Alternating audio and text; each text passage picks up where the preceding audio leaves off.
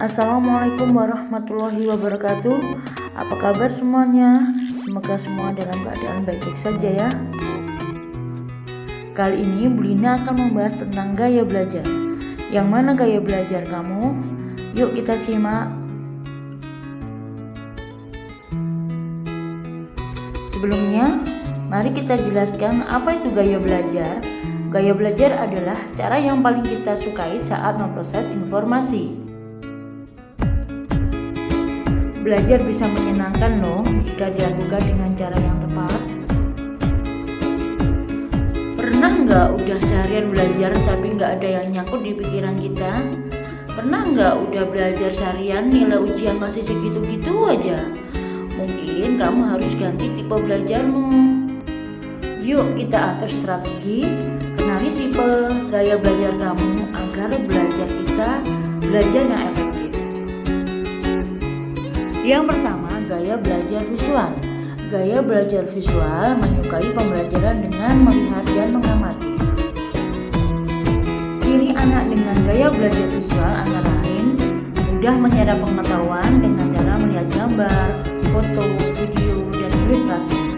Kemudian dia juga cepat mengingat atau mengenali bentuk, warna, dan huruf.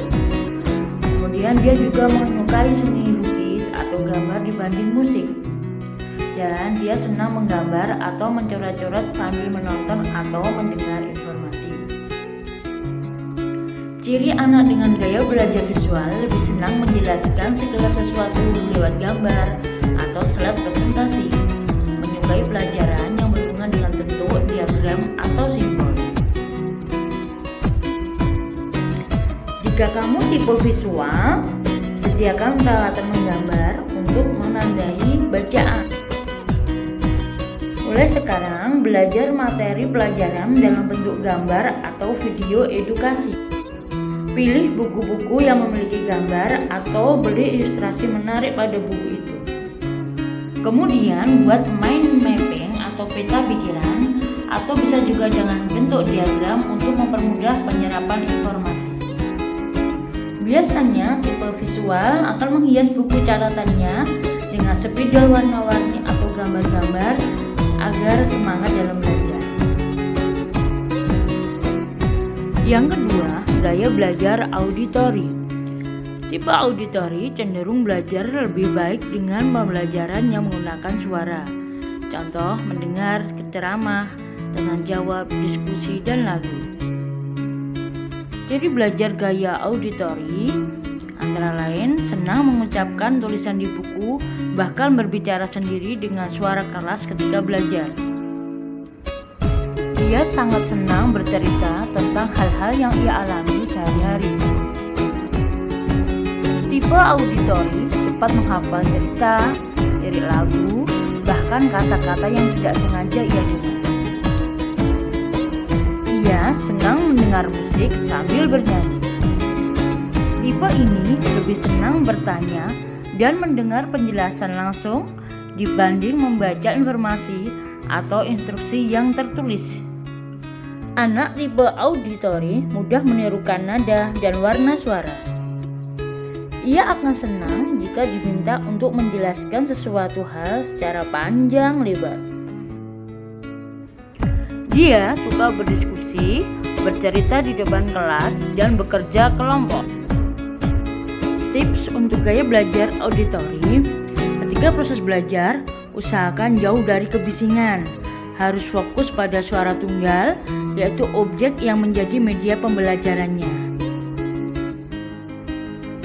Nah, dari yang sudah Bu Lina jelaskan, silakan dicek apakah kamu termasuk gaya belajar auditori. Yang ketiga, gaya belajar kinestetik. Gaya belajar kinestetik lebih menikmati pembelajaran dengan mengalami, terhubung langsung dengan lingkungan. Contoh, praktek, meniru, roleplay, menyiram tanaman, dan olahraga. Gaya belajar kinestetik lebih terfokus pada penerapan ide, lebih banyak proses melakukan atau mengalami suatu proses pembelajaran. Gaya belajar kinestetik lebih banyak menggunakan bahasa tubuh. Ketika membaca, menunjuk kata-katanya dengan jari tangan. Belajarnya melalui praktek langsung atau dengan manipulasi trik peraga. Selalu menanggapi perhatian fisik, lebih menyukai kegiatan atau permainan yang menyibukkan secara fisik. Kalau menghafal sesuatu dengan cara berjalan atau melihat langsung.